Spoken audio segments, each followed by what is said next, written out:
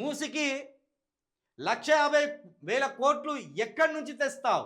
సెక్రటరియట్లో machine పెట్టినావా? అప్పుల కోసం సీఎం పడిగాపులు. అప్పు తెచ్చేందుకే స్పెషల్ టాస్క్ ఫోర్స్. రాష్ట్రాన్ని అప్పుల రాష్ట్రంగా మార్చారు. ఎక్కడ చూసినా భూ కుంభకోణాలే. కాంగ్రెస్ నేతలు ఇటలీకి గులాం. రేవంత్ సర్కార్పై కేంద్ర మంత్రి కిషన్ రెడ్డి ఫైర్.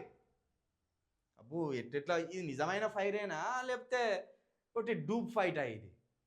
ఇది డూబ్ ఫైటే. ఇది ఎందుకంటే వీళ్ళు నోటితోటి నవ్వి నొసలతోటి ఎక్కిరిచ్చినట్టు పైకి తిట్టినట్టు కనపడుతున్నా రేవంత్ రెడ్డి సర్కారు ఉండాలని కోరుకుంటారు వీళ్ళు. కిషన్ రెడ్డి కావచ్చు, ధర్మపురి అరవింద్ కావచ్చు, లేకపోతే బండి సంజయ్ కావచ్చు. ఇదో వర్గం ఉన్నది.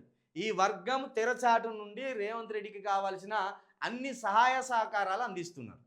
వీళ్ళు మూసీ నది 29,000 కుటుంబాలు మూసీ పరివాహక ప్రాంతంలో ఉన్నాయి.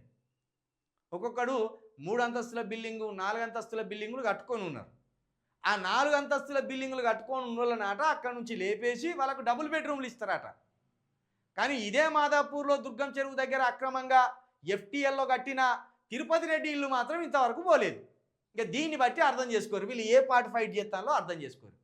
వీళ్ళు ఫైట్ చేయవలసింది ఏంది?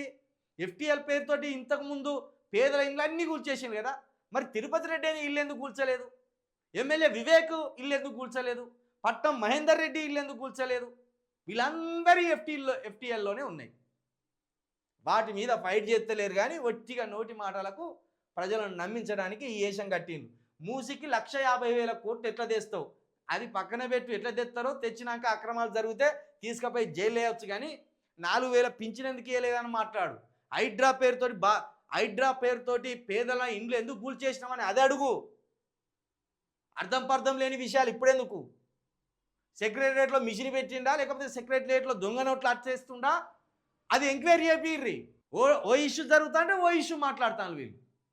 లగిచెర్ల బాధితుల కోసం మీ సహచరులు ఇక్కడ ఈటల రాజేందర్ గారు, డీకే అరుణ గారు లగిచెర్ల బాధితులతో కొట్లాడుతా అంటే నువ్వేమో పనికి మాలిన 1,50,000 కోట్లు ఎక్కడి నుంచి తెస్తావు అని ఇది అడుగుతావా? లగిచెర్ల బాధితుల మీద 3rd డిగ్రీ ఎందుకు ప్రయోగించినవు రా అని అడుగు ఆ ఎస్పీని.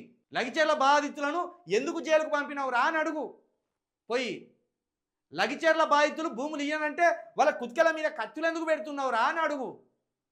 అప్పుడు నీకు మైలేజ్ వస్తుంది. ఊరంతా పాట పాడతా అంటే నువ్వో పాట పాడతాను.